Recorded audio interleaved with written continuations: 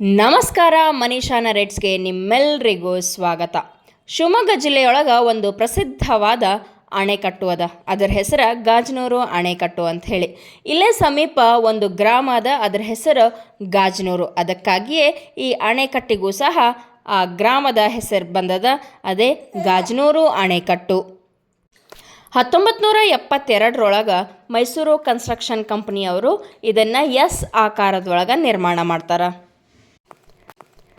ಪ್ರವಾಹದ ಪರಿಸ್ಥಿತಿಯನ್ನು ನಿಯಂತ್ರಣ ಮಾಡಕ್ಕೆ ಮತ್ತು ನೀರಾವರಿ ಉದ್ದೇಶಕ್ಕಾಗಿ ಈ ಅಣೆಕಟ್ಟನ್ನು ಕಟ್ಟಲಾಗ್ಯದ. ಈಗ ಇದೊಂದು ಪ್ರಸಿದ್ಧ ಅಣೆಕಟ್ಟು. ಇಲ್ಲೇ ಶಿವಮೊಗ್ಗದಿಂದ ಒಂದು 12 ಕಿಲೋಮೀಟರ್ ಮುಂದೆ ಹೋದ್ರೆ, ಮೊನ್ನೆ ಆನೆ ಬಿಡಾರದ್ದು ನಾವು ಒಂದು ವಿಡಿಯೋ ಹಾಕಿದ್ದೆಲ್ಲ, ಅದರ ಪಕ್ಕನೇ ಇದು ಗಾಜನೂರು ಅಣೆಕಟ್ಟು.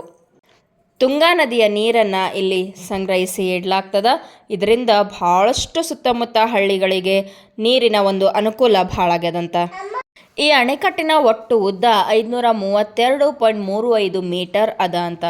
ಈ ಸಂಪೂರ್ಣ ಜಲಾಶಯದ ಮಟ್ಟ 583 ಮೀಟರ್ ಅಷ್ಟು ಅದ. ನೀವು ಶಿವಮೊಗ್ಗಕ್ಕೆ ಹೋದ್ರೆ ಅಥವಾ ಆನೆ ಬಿಡಾರಕ್ಕೆ ಸಕ್ಕರೆಬೈಲಿಗೆ ಹೋದ್ರೆ ಖಂಡಿತವಾಗ್ಲೂ ಈ ಗಾಜನೂರು ಡ್ಯಾಮ್ ನೋಡಿಕೊಂಡೇ ಬರ್ರಿ ಅಂತ ಹೇಳ್ತಾ ಇವತ್ತಿನ ವಿಡಿಯೋ ಮುಗಿಸ್ತಾ ಇದ್ದೀನಿ. ಮತ್ತು ಮುಂದಿನ ಸಂಚಿಕೆಯೊಳಗೆ ಸಿಗೋಣಂತ. ಅಲ್ಲಿವರೆಗೂ ನೋಡ್ತಾ ಇರಿ ಮನೀಷಾನ ರೇಟ್ಸ್. ನಮಸ್ಕಾರ.